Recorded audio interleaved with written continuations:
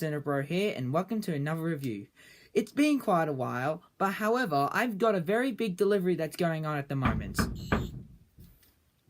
Yes? Delivery for Shaggy? It's the Cinebro! Well, I was meant to give you one, so here's your delivery and keep your stupid dog. Scooby, what are you doing here?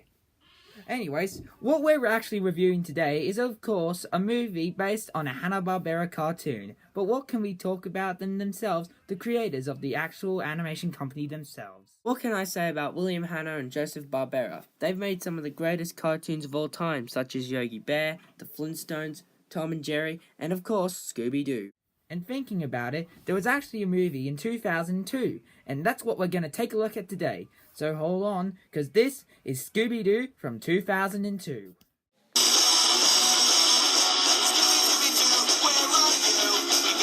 story is about Mystery Incorporated separating and going their own ways. And when I mean own ways, they pretty much all suck.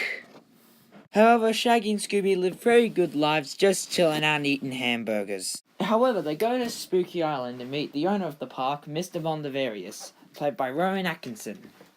They discover that the tourists there have changed into savage demons by who knows what. So it's up to the gang to solve the mystery and save the world once and for all. To me, this movie is sort of like a guilty pleasure. It's not good and it's not bad either. It's just not my personal favourite. This even reintroduced Scooby-Doo to the entire world because he wasn't being around for quite some time. Mostly, the story's mediocre, but it actually works. Although his movies aren't so good, Roger Gosnell actually put a lot of work into this film. How about we get to a few of the characters of the movie? Turns out some of them are mediocre, however there are two that stick in mind. And that is Shaggy and Scooby, since they do have a lot of screen time with each other. And even when the gang separates, they still stick together as friends and they don't quit on each other. Velma's mostly pretty much there. Daphne is actually quite good, and she kicks a lot of butt in this film. And Fred, well, he's not really my personal favourite. Don't get me wrong, Freddie Prinze Jr. is a really good actor, but it was just in one other movie, Wing Commander, where it didn't go so well. I'll tell you about that in another video. Well, to say for stuff, the story is actually mediocre, characters are, well, usual. Is there anything bad about it?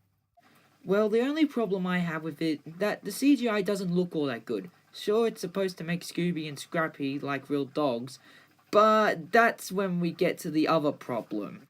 And that are the villains. And there's actually quite a few of them. The one I thought that was the main villain was actually the Lunar Ghost. And he looks absolutely cool.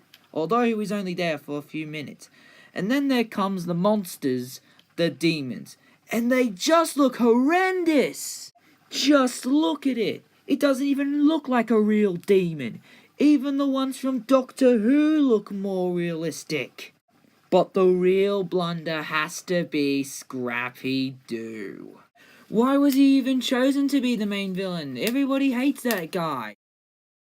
And then Scrappy transforms into a terrifying version of himself and then starts attacking Shaggy and Scooby. But they get out of it in the end. Overall, it's just a guilty pleasure. Sure, it's a little silly at times, but I sorta like it.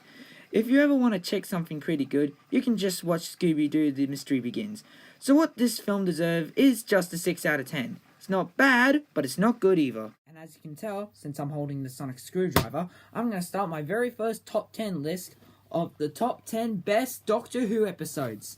Until the next video, this is the Cinebro signing off.